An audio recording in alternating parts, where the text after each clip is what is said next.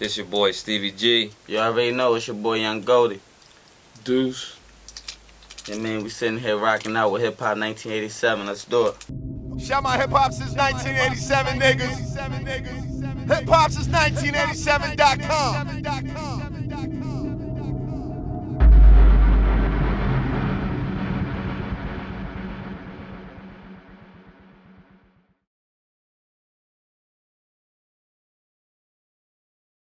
Alright, now it's your boy EMoney. I'm chilling here with my man Stevie G, his partner Duce, and a up-and-coming artist coming out of Philly, making a lot of noise, my man Goldie. Okay. It's funny, a couple weeks ago I got to talk to a friend of yours, Lenny S, and he was just telling me Goldie about to make a lot of noise. Now for those who don't know you, Stevie G, you definitely played a major role in getting artists from Philly record deals. Maybe you can break down who you are, what you've done, and your contribution to our city. My name's Stevie G. I played an instrumental role in Beanie Sigel's career, Dutch Spade, Philly's Most Wanted, Nina Ross, Pooter Brown, the Young Gunz, Tanner Black, and just from that, I think I played an instrumental role in the extension of that, which is, the Eves and the freeways and things like that. I didn't specifically get their record deals, but from the things that we were doing and the record deals we were getting, I think that, it was a snowball effect, and it rolled over to other people getting deals. Okay, now in between, that time and now, what have you been up to? Because I see you got Goldie here with you. What's going on? Well, I've been doing some film producing. I laid off the music for a little while, because it kind of got all over the place, So I was shooting a film, and Goldie's like a nephew, because Duce is like a brother to me, and this is like my nephew. So they was moving around doing some things, and I kept hearing them. I kept hearing about him, but I know him as Shaheed, so I really didn't pay attention to the the rap name. I just and then Duce, he invited me to the studio, and he played some music. Well, I said, well, when's Shaheed gonna rap? I like this guy here. He said, that's him. I said, that ain't him, man. The little kid that I remember. So, from that point on, we just developed a business relationship, a creative relationship, and now we have it. It kind of like fell in my lap, you know what I'm saying? He kind of like brought me out of retirement, you know what I'm saying? Like Michael Jordan. And now we have 4 or 5. Yeah. Now, as far as the film stuff, you were doing stuff with Charles Dutton. You made right, a lot yeah. of noise with the film. I did a film. I produced a film. Charles Dutton wrote it and directed and starred in it.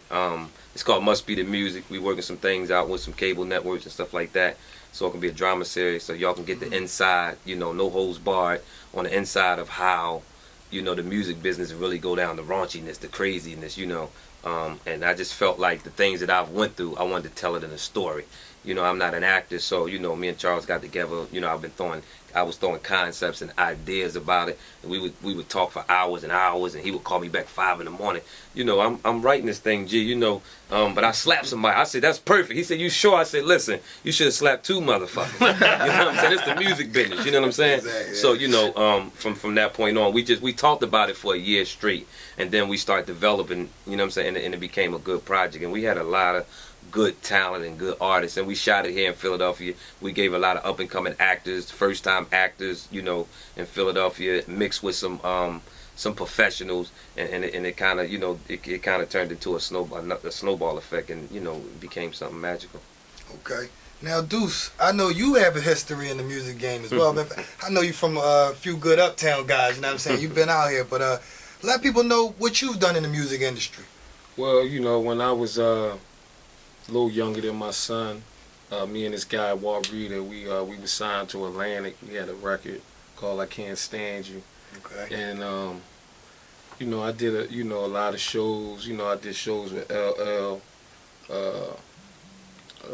Salt and Pepper, and I did the last show with Scott LaRock when he was living. So up dancing skates back in the day. Yeah. So I kind of left out of there. I got caught up in the streets or whatever.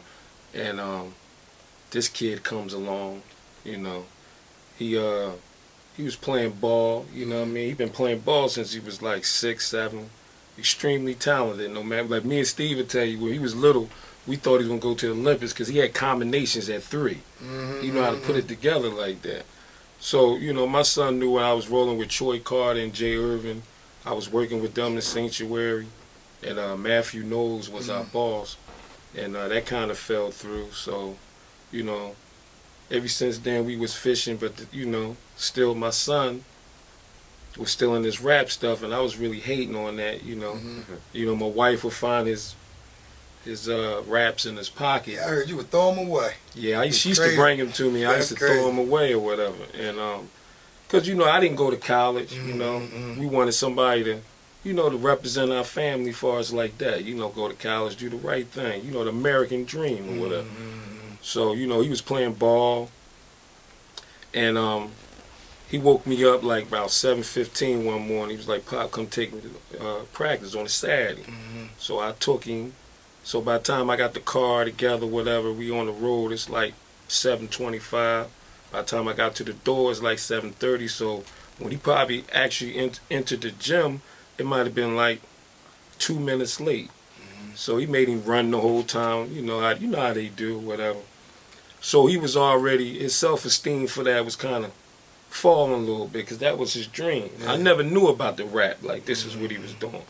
So he come home, he's like, "Dad, they cut me from the team." I'm like, "What?" He said, "You gotta come talk to the coach." Like, "Pop, come up here and talk to the coach." He was hyped.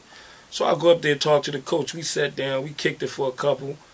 The end result, he put him back on the team, but he still put him on JV. He kicked him off for varsity, had him playing for JV, but still ain't never give him no time. Just pulling a punishment type shit. Yeah, you know, whatever he was doing, but you know, he was like discouraged. So doing all this, my wife girlfriend and her son and him, they real tight. This who he got to thank for this for real. You know, he pulled me over to YouTube camp saying, "Pop, you gotta see your son on YouTube. He raps." I mean, I ain't trying to hear that stuff, man. We ain't doing that. And she ain't gonna play ball. You know what I'm saying? I was strictly on the ball, what I was hating. So he was like, he was letting me see it. You know, I couldn't believe it. I was like, "This little nigga fly with the mouth or whatever." Yeah. All this time, he never knew that I knew. Yeah. So he came to me, he was like, "Pop, like, I don't know about this ball stuff or whatever." So I said, "Well, what you want to do?" So he couldn't really come tell me about this, because I wouldn't have been like, "Come on, he 11th grade at this time." I said, "Nah, man, it ain't." No, he might have been 16, but he was in 11th grade. I was like, "No, we're not doing none of that." So he didn't ever mention that to me. All along, I seen the YouTube thing or whatever. So I let him give his stuff, let it brew, whatever his decisions, wherever he's going to go. And he came, he talked to me one evening. We in his room. He's like, "Pop, I figured it out." And I'm like, "What you want to do?" He said, "I want to rap." So that's when I laid it on him. You know, I was like, "Damn." He said, I ain't want to let you know at first, but I did see you on YouTube. And, you know, your shit is hot. You know. But you need to work on your delivery, like get cocky with it, because you talking some mad shit, like this shit crazy. So he been doing that, and then, you know, me and Steve got a relationship all the way back to 90. You know, so happened I was down there when he was filming this video, and you know, he was mad busy. I was fucked up all the cast he had in this movie, so I couldn't really come with him. You know, this guy was like Steven Spielberg down there. You know what I mean? It was crazy down there, so I couldn't really lay that on him right then and there. So I called him, we talked about it. He did his actual first video. His first video he ever did, Stevie G produced it and directed or whatever. And we've been where we at ever since. So I think I'm. It's a present for me, because I never knew that. You know, this kid, he'll tell you, quiet as a church mouse. So him getting in front of people like the Lenny S's or whatever, I would think that he's not aggressive like. So I would never think that this in front of the lights would be him. Right. You would never knew this guy in the house. He can sneak in the house anytime. He can stay out all night. You wouldn't notice. Right. He's real quiet. So. It's funny, a lot of times, you know, they always say our father's influence, and you know, your dad was a rapper and a trapper, and you chose to do you went through the rapping thing, so you got to be proud of that, regardless of even the basketball. Absolutely. So you know, so maybe you You give us your story, Goldie. You know. But I've always been rapping though. I've always been rapping since I was a kid. I've always been like, because my gift is I know how to put stuff together. Like I got a good comparison game. Like that look like such and such, or that look like a hand. That's what I know how to do since a kid. Me and my brother used to do that. But I always played basketball. I was a fan of AI. You know, I even had his name on the back of my jerseys. Like I was so much a big fan of AI. So by that, when I start, when he like what he was saying about the basketball situation, that really hurt me. So I was like, I had nowhere to go. My back was to the wall. I was like, damn, everybody's against me. My friends is laughing at me like, damn, you ain't on the team, man. What you going through now? But all they didn't know, I really got a gift in this rapping stuff. They didn't know how hard I was taking it. So by the time I told him that, my father, he was telling me like, yeah, I already checked you out. Yeah, you can kick it. You got to practice though. So he had me working, you know, he had me looking in the mirror, rapping at myself for weeks and weeks. I'm like, what is this going to help? He said, it's going to get your confidence up. I'm like, all right. You know what I'm saying? So I found myself getting new flows, getting my confidence up, you know. Doing the same stuff I used to do with basketball. Like basketball, we used to work on my game every day. And I know one thing, whatever you want to do, yeah, like Jesus Shuttlesworth. It don't matter what you want to do, you got to work on it, you know. Like Kobe Bryant, like he got his shot clicking, but he's still working on it, like, you know what I'm saying? So whatever you do, you got to keep working on it. So you always put that in my head since a kid. When I was playing ball, it was like that, shooting 1,000 shots, doing all that. So now we on this rap stuff. He like, man, what you going now? You want to do this? This is what you want to do? All right, you got to do this. You got to stand in front of the mirror, rap all day. So I was doing everything. So basically with me, I'm going to do whatever it takes, you know. Whatever it takes to get to the top, I'm going to have to do it. I'm going to do it. Let me ask you, man, you got some very serious cats behind you right now. Right. You got Stevie G, your pop. And like I said, a couple weeks ago, I ran into Lenny S, and he was backing you heavy. No doubt. So let the people know, like, what you doing right now. You working on some videos, some music. What you got going on? Right now, we working on. We just basically knocking out videos. You know, trying to get the visual. A lot of people know about Goldie, but they don't really get to see me as much due to the fact I don't really go out as much. You know, I like to work a lot. So we getting these videos, knocking them out, and I've got this mixtape that's about to drop. I probably drop this joint end of this month or the beginning of the next. You know. Okay. That's it, but we just working with Lenny. That's our guy. He's like a mentor for me, so whatever he tells us to do, that's what we're gonna do, you know. That's it. Now, you started out with Jadakiss, from what I understand. Jada was interested in you.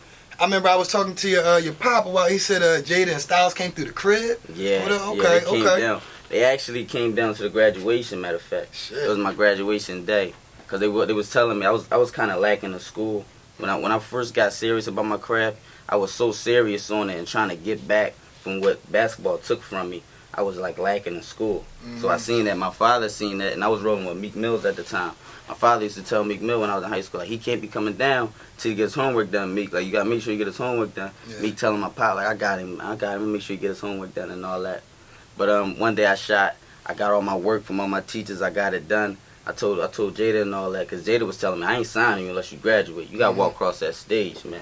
All this rap stuff, that don't mean nothing if you don't got your diploma. Yeah. So I said, I got everything done, man. I'm going to make graduation, man. I shot him a text, like, you think you can make it? You think you can come down?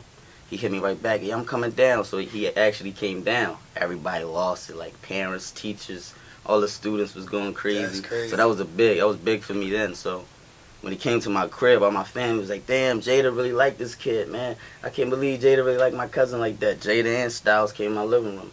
I played a mixtape for him. They ran out my crib after like the 4th song and all that. He was definitely loving. Big ups to Jada, man. That's my guy. Be looking to do something with him real soon also. Okay.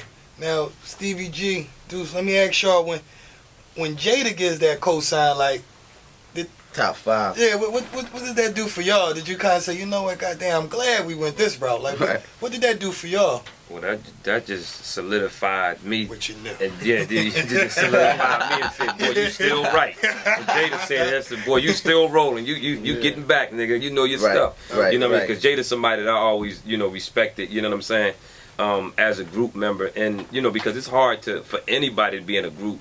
And it ain't too many rappers that do a group thing and then go outside and then have just a bigger success or the same success that they would have as being in a group. You got the Ice Cubes and the Andre 3000s and stuff like that, but it don't have it happens, you know what I mean? So I got a different kind of respect for Jada, you know what I'm saying? So it was big for me. It was like I patted myself on the back a lot of times. I looked in the mirror and said, boy, you still got it. You know what I'm saying? So I give Jada a grin every time. He don't know what I be grinning at, you know what I'm saying? But it's more so like, he kind of like, You know, and then you know, just him coming to Philly and respecting Philly and just giving us an opportunity, you know, because it shut down for a minute. Yeah. When I stopped, Philly shut down. It wasn't too many record deals. Yeah, when I stopped, it just shut down. You know, I kind of shut it down until Meek came back and Charlie Mack and them came back and did their thing, but it was kind of shut down. So when Jada came back and you know, and gave us them props on Goldie, it was a big deal for me. Yeah, it was like crazy. Like, that's when I was saying earlier, like, you know, as parents, you know, when you're close to something, you can't see it, you know. But when somebody on the outside, like a guy his magnitude, he was loving this kid. I mean, one time we was in a hotel and he had the air on. This nigga went and got the blanket off his bed. Said, "Man, this nigga cold." But, you know, he was really keeping this boy like treasure. Yeah. So, but when I see they did a song one time, we was in Yonkers. Kiss went first. And then Goldie got in the booth. Styles was trying to go first. Yeah, but Kiss was like, nah, maybe you gonna wait till Goldie. You gotta wait for Goldie. Yeah, and that was history right there. Exactly. With seeing him going toe to toe with them two, like, and like I said, he'll tell you, Styles quiet. He don't fuck with nobody. You know, and he gave the kid his props. So it was like, you know, because I had said to him, I know you probably familiar with this, when Kiss gave an interview when he was saying that he first hooked up with B.I.G. And he was like, Puffy was telling him like, yo, Big said you crazy, you hot. And then Kiss said, man, he was like, man, fuck an A&R, fuck a CEO. Big say I'm hot. That's all. Right. So we in the stew, and I said to my son in front of Kiss, I said, Kiss, remember you gave that interview? He was like, yeah. And I said, yo, Goldie, I said, if Kiss say you hot, nigga, you hot. Fuck everybody else. So it was like, it was just crazy just seeing it, you know. And we just got A&R saying it. So so we got both. That's both. That's crazy, you know. All right, yeah, that's. Now, let me ask, how'd you and Meek link up? Cause I know that's a lot of time first people heard your name. Right. Yeah. Through Meek, right. I met Meek through family, you know. Meek grew up. Meek knew my pop when he was younger. He knew my cousin Kareem, and who he's rolling with now, Coon. He's like a family to me. He's like a family member to me. So I met Meek through him. One day when I first started rapping, I got my pop to hit him up. Like, y'all want to get with Meek, man? Hit him up. I was like 16, 17 when I first started playing ball. I rapped for him over the phone. Yeah. He couldn't really over the phone. You can't really hear what's going on. So I rapped for him over the phone. He gave me little pointers like, yeah, man, you gotta get with me. Bring him down. So boom, when I got to like 11th, 12th grade, I started going down back cave every day with him. Bring my man Lil down with me. Go down back cave with him the whole school year. And that was kind of the reason and the result of when my schoolwork was lacking, because I'm down there with him every day. You know, so I've been rolling with him for a minute though, since I was a teenager. You know. Yeah, they like brothers. That's like my big brother. You always had that like big bro or like big bro level on me. You know, I kind of look up to him. Exactly. Like, you know what I'm saying? So that's definitely my guy. Okay. Now, we talked about the music and stuff you're doing right now, so we know you're gearing up for a project. Now, as I understand, you don't have a release date or anything, but as far as production, features, what can the people expect? You know, you never know, man. I'm still waiting on some features, people to hop on some stuff with me now, you know. So whoever feeling, like when this joint drop, whoever feel as though you want to hop on a joint with Gold, let me know, you know what I'm saying? Hit up my management or hit up my Fat Boy Snacks, you know what I'm saying? Hit anybody up that you can. You know what I'm saying, that can get in contact with me, or hit me up, you know what I'm saying? So definitely knock this out, because this mixtape gonna be fire. Shout my hip hop since 1987, niggas. Hip hop since 1987.com.